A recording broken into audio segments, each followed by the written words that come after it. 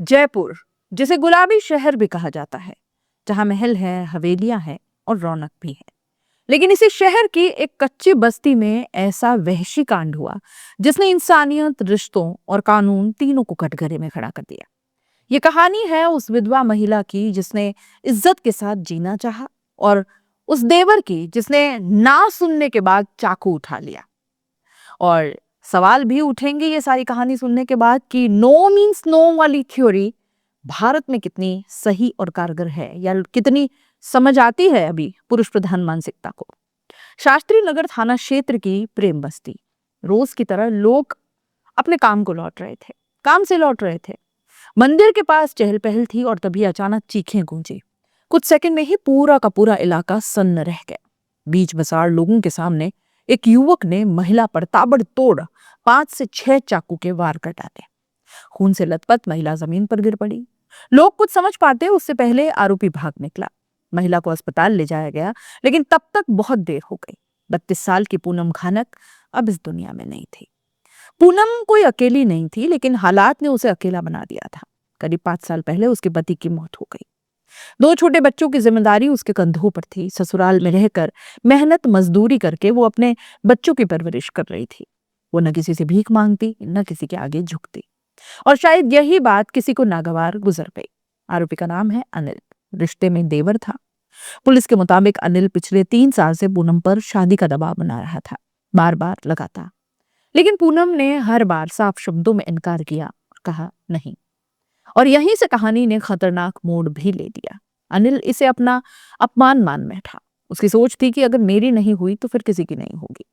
सबसे चौंकाने वाली बात यह है कि यह पहला हमला नहीं था। कुछ समय पहले भी अनिल ने पूनम पर हमला किया, तब वो किसी तरह बच गई।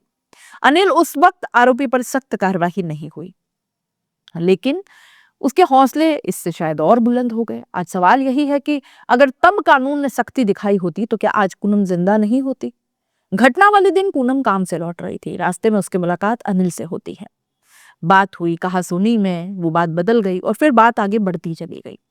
और फिर अनिल का गुस्सा बेकाबू हो गया। शायद उसके सब्र अब टूट गया।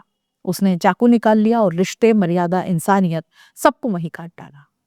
हत्या के बाद आरोपी पैदल ही भागने लगा। स्थानीय लोगों ने पीछा भी किया। कुछ आवारा कुत्ते भी उसके पीछे पड़ गए और इसी अफरा तफरी में पुलिस तक सूचना पहुंची।